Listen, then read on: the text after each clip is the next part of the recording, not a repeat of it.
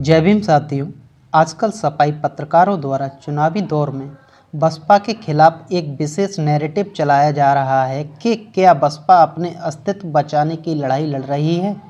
इस पर मुस्लिम समाज से आने वाले प्रखर अम्बेडकरवादी वरिष्ठ समाजसेवी और पत्रकार इमरान शकील खान जी लिखते हैं कि कई पत्रकार, सोशल एक्टिविस्ट और इंडिया गठबंधन के राजनीतिक कार्यकर्ता एक सोची समझी साजिश और रणनीति के तहत लगातार ये नैरेटिव सेट किए हुए हैं कि बसपा ये चुनाव अपने अस्तित्व को बचाने, अपने कोर वोटर में सेंधमारी रोकने और राष्ट्रीय दर्जा बहाल रखने के लिए चुनाव लड़ रही है।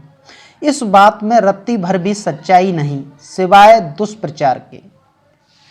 आगे लिखते हैं, विधानसभा चुनाव 2022 में बसपा अपने बुरे से बुरे दौर में भी 13% वोट शेयर लाती है।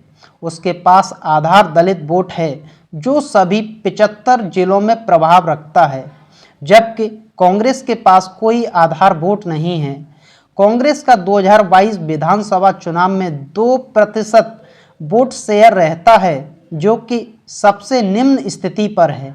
सपा का कोर यादव वोट सिर्फ 8% है, जो सिर्फ 13 जिलों में प्रभाव रखता है।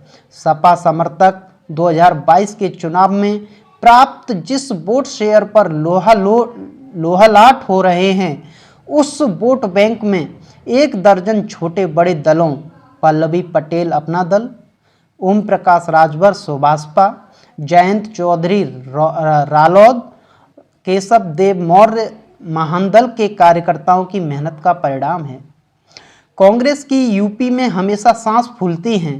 कांग्रेस का कोई कोर वोटर नहीं है, कोई जातीय समूह कांग्रेस का आधार नहीं है, कैडर विहीन। कांग्रेस पिछले चुनाव में महज 2% वोट शेयर लाती है। कांग्रेस का राष्ट्रीय नेतृत्व अमेठी छोड़ वायनाड जाता है। कांग्रेस गठबंधन में मिली सीट पर प्रत्याशी तक घोषित नहीं कर पा रही है। परंपरागत अमेठी और रायबरेली सीट पर अभी तक प्रत्याशी नहीं मिले हैं। उसके लिए कोई भी एजेंडाधारी पत्रकार अस्तित्व बचाने की बात नहीं कर रहा है। सपा जो लगातार 4 चुनाव 2014, 17, 19 और 22 हार चुकी है।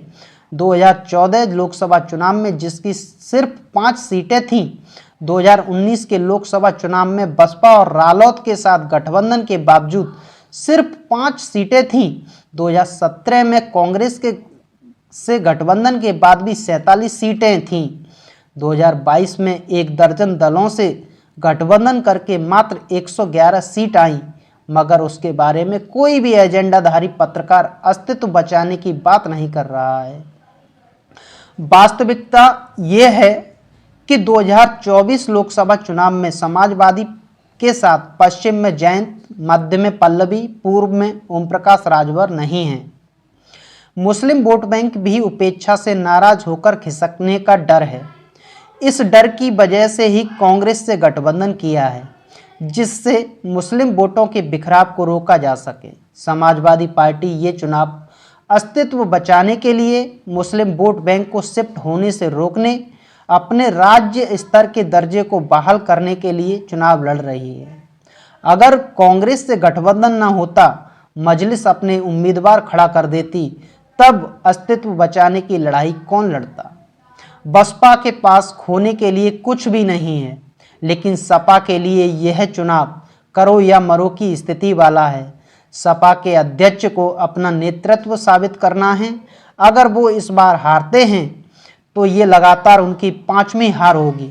हार के बाद मुस्लिम यादव के दूसरे दलों में शिफ्ट होने का सिलसिला शुरू होगा।